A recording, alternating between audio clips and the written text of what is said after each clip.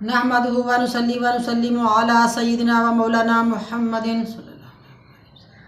रसूलिहिन नबिय्यिल अमीनिन मकीनिन हमीदिन करीमिन रऊफुर रहीम अम्मा बाद फ़अऊज़ु बिल्लाहि मिनश शैतानिर रजीम बिस्मिल्लाहिर रहमानिर रहीम।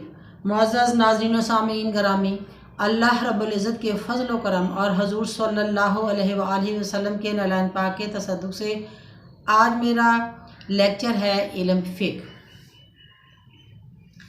तहारत, मामलात, वज़ू, रोज़ा, हज, ज़कात, इस्लाम, ला, तलाक, निकाह वगैरह को इल्म फ़िक़्ह कहते हैं।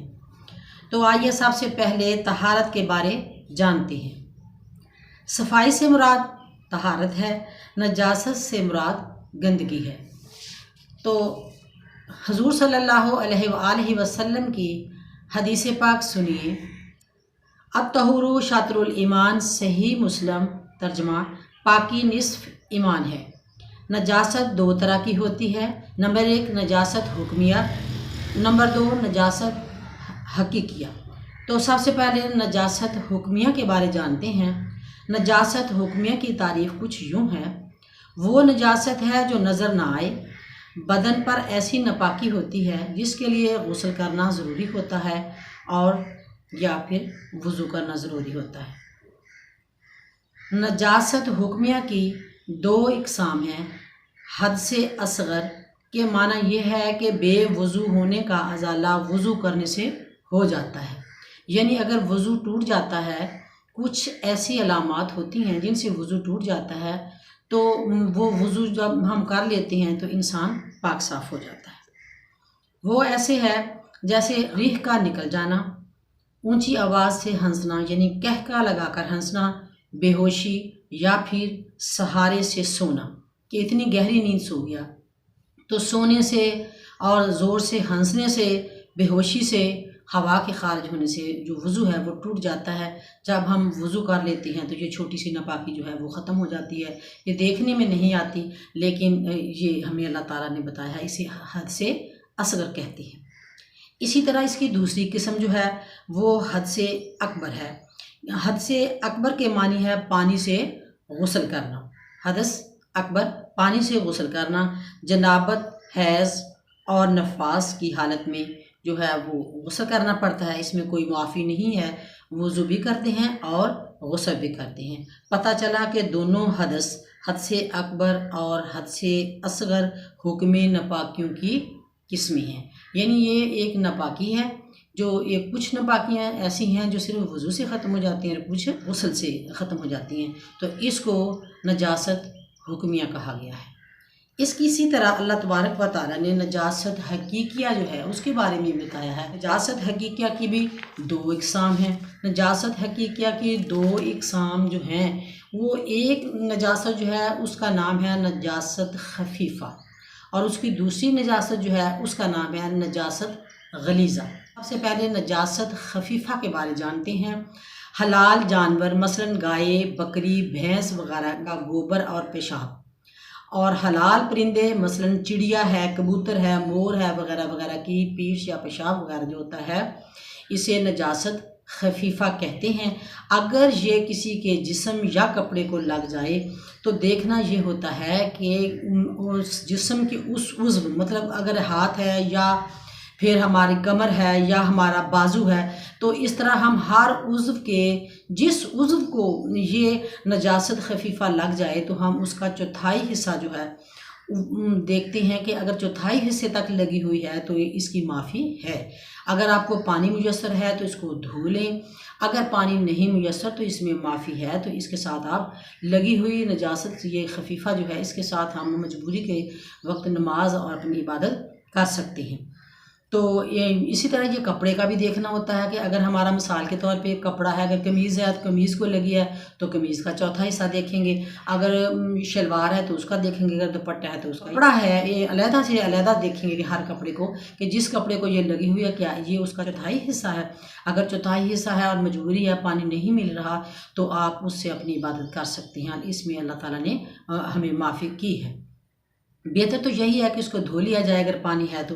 अगर इसके अलावा अगर ये नजासत खफीफ़ा अगर पानी वगैरह में एक कतरा या कतरे से कम भी गिर जाए तो इसमें चौथाई हिस्से का लिहाज नहीं रखा जाएगा, तो पानी जो है वो सारे का सारा जो है नापाक हो जाएगा। तो नजासत बेशक खफीफ़ा हो या नजासत गलीज़ा हो, अगर ये पानी में एक कतरा या कतरे से कम भी गिर गई तो ये सारा पानी जो होता है वो नापाक हो जाता है। आइए अब हम चलते हैं नजासत गलीज़ा की तरफ। हराम जानवर मसलन कुत्ता, सूर और ये शेर है, बिल्ली है वगैरह वगैरह का पेशाब और खाना, इसी तरह हराम परिंदा है जैसे कौवा है, गिद्ध है, चील है वगैरह वगैरह, ऐसे जानवर जो होते हैं इनका पेशाब बीठ वगैरह जो होती है वो नजासत गलीज़ा है। ये कपड़े पर लग जाए या जिस्म पर लग जाए तो इसका ये चौथाई हिस्से का ख्याल नहीं रखना पड़ेगा, इसमें ज़्यादा कुछ सख्ती है। इसमें यह है कि ये एक दरहम जितनी एक कपड़े को लग जाए या किसी जिस्म के हिस्से को लग जाए तो दरहम तक इसकी इजाज़त है कि पानी नहीं मिल रहा तो चलो आप अब इबादत कर सकते हैं, लेकिन अगर पानी मिलता है तो उतनी जगह पकड़ के धो सकते हैं और बाकी कपड़ा जो है उसको धोने की ज़रूरत नहीं होती। इसी तरह अगर दरहम से ज़्यादा है तो फिर कपड़ा पूरा धोना पड़ेगा, तो उसमें इस नापाकी का ख्याल रखना चाहिए। ये भी इस जो नजासत गलीज़ा है इसमें इस बात का ख्याल रखना चाहिए कि अगर तो नजासत गलीज़ा पतली है तो फिर तो वो एक दरहम जितनी जगह देखी जाएगी। अगर नजासत गलीज़ा जो है वो गाढ़ी है तो फिर वो 4.5 माशा हो, इसका अंदाज़ा लगाना चाहिए। यानी कि वो जब गाढ़ी होगी तो वो एरिया तो कम मांगेगी, लेकिन वो गाढ़ी होने की वजह से उसकी देखने में जो है उसका वो थोड़ी मालूम होगी, लेकिन वो गाढ़ी है, इसका 4.5 माशे का हिसाब लगाया जाएगा। इसी तरह ये अगर दरहम की समझ ना आए कि दरहम कितना होता है, दरहम जिस तरह ये हमारा एक हाथ है, इसको हम ऐसे कप बनाएं तो इसका जो हमारे ये हाथ में गड़ा पड़ता है तो ये एक ठिप्पे रुपया जितना ही होता है, इसे एक हम दरहम कह देते हैं। जितना एक हमारे हाथ में गड़ा हमारी हथेली में पड़ता है इसे एक दरहम कह देते हैं, इतना एरिया ही इतना ही उसका दायरा दरहम का होता है। तो इसके अलावा अगर छिट्टों की सूरत में इंसान के कपड़े पे चले जाए तो कपड़े जगह जगह हैं और छिट्टे हैं और पता नहीं चलता कि अब हम क्या करें। तो अगर थोड़े बहुत छींटे हैं तो छींटों को हम जमा कर सकते हैं, कम से कम इतने छींटे हैं, इन छींटों को हम जमा करके तो हम अपनी नजास्त का हिसाब लगा सकते हैं। अगर तो ज़्यादा है तो फिर सारे कपड़े धोएंगे, अगर कोई इक्का दुक्का आपको या दरहम के अंडर ही है तो फिर आप नमाज अपनी और इबादत आप कर सकते हैं। बेहतर यही है कि कपड़ा जो है वो धो लिया जाए, लेकिन मजबूरी की हालत में इनकी ऐसी माफ़ी है। पानी में अगर ये नजासत जो है नजासत गलीज़ा गिर जाए तो एक कतरा क्या कतरे से कम भी अगर पानी में गिर गया तो पानी सारे के सारा जो होता है वो पलीद हो जाता है, नापाक हो जाता है, उसको इस्तेमाल नहीं किया जाता। नजासत हकीकिया यानी नजासत हकीकिया कहते हैं नजासत खफीफ़ा जो मैंने पहले बताई है और फिर मैंने नजासत गलीज़ा बताई है। यानी नजासत खफीफ़ा हलाल जानवरों का बताया गया है और हलाल परिंदों का बताया गया है, और नजासत गलीज़ा जो है वो हराम जानवर और हराम परिंदों का बताया गया है। ऐसी नजास्तों को नजासत हकीका कहते हैं। दोनों नजास्तों का हकीकिया का मतलब होता है जो चीज़ ज़ाहिर हो रही है, दिखाई दे रही है। तो ऐसी नजासत को किस किस तरीके से हम दूर कर सकते हैं, ये तो मैंने पानी के साथ आपको बताया है, लेकिन बहुत चीज़ें ऐसी होती हैं पानी से नहीं साफ़ हो सकती।